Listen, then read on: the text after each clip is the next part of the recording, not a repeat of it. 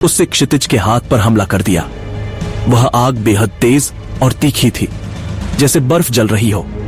जब क्षितिज का हाथ आग से झुलसने लगा तो उसे समझ आ गया कि उसने सबसे बड़ी मूर्खता कर दी है।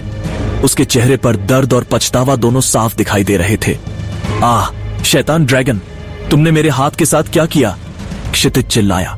उसकी आवाज में दर्द और गुस्सा दोनों थे। फिर उसने उस ड्रैगन की तरफ गुस्से में देखा और अपनी नजर उससे हटा ली। उसका चेहरा दर्द से सिकुड़ गया था और वह अपने हाथ को देखकर परेशान हो रहा था। तभी प्रियंका ने अपनी पोटली में से एक दवा निकाली और उसे क्षितिज की तरफ फेंक कर बोली, पहले मेरी बात सुन लेते तो अभी जो हाल हुआ है वो नहीं होता। उसकी आवाज में मैंने कहा था वाला भाव था, लेकिन चिंता भी झलक रही थी। हाँ मेरी मां, सारी गलती मेरी ही थी और अगली बार जो भी करूंगा तुमसे पहले पूछ कर ही करूंगा। क्षितिज प्रियंका की तरफ हाथ जोड़कर बोला। उसकी आवाज में सच्ची शर्मिंदगी और आभार दिखाई दे रहा था। क्या हुआ छोटे, तुम्हारा हाथ कैसे जल गया? अमृता ने फिक्र से पूछा। उसकी आवाज में गहरी चिंता और प्यार भरा था। जब आप दोनों एक दूसरे के पीछे दौड़ रहे थे तब यह महाशय सोम ड्रैगन से अपनी आत्मा का संपर्क करने की कोशिश कर रहे थे। प्रियंका थोड़ी सी चिढ़कर बोली। उसकी आवाज में मैं जानती थी ये होगा वाला भाव था। हाँ दीदी, मुझसे गलती हो गई, अब क्या करूं? क्षितिज ने अपनी नजर नीचे करते हुए कहा। उसके चेहरे पर शर्मिंदगी साफ दिखाई दे रही थी। छोटे, तुम इतनी गैर जिम्मेदाराना हरकतें कैसे कर सकते हो? तुम्हें बहुत कुछ करना है, हमारी बहनें और पिताजी। इतना कहते ही अमृता को समझ आया कि उसके मुंह से कुछ गलत निकलने वाला था और उन दोनों भाई बहन का राज खुलने वाला था। तभी अमृता चुप हो गई।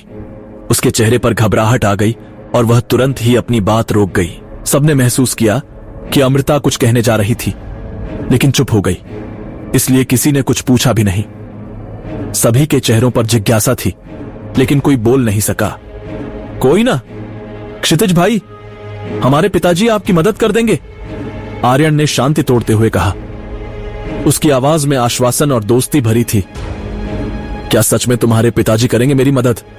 क्षितिज ने थोड़ा हड़बड़ाकर और संकोचते हुए पूछा। उसकी आवाज में आशा और अनिश्चितता दोनों थी।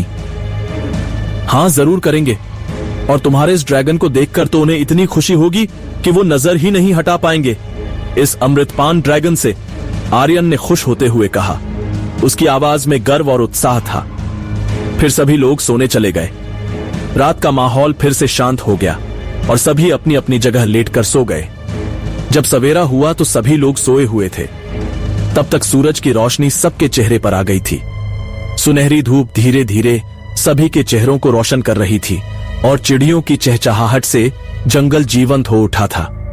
फिर धीरे धीरे सब उठने लगे और नित्य क्रिया करके अपना अपना झोला भरने लगे, लेकिन अभी तक क्षितिज उठा नहीं था। तभी आर्यन उसके पास आया और उसने देखा कि सफेद ड्रैगन जिसने रात को क्षितिज का हाथ जलाया था वह उसी हाथ को चाट रहा था। यह दृश्य बेहद अजीब और मधुर था। धीरे धीरे क्षितिज के हाथ पर जो जले हुए निशान थे वो गायब होने लगे। यह देखकर आर्यन की आंखें फैल गईं और वह हैरानी से इस चमत्कार को देखता रह गया।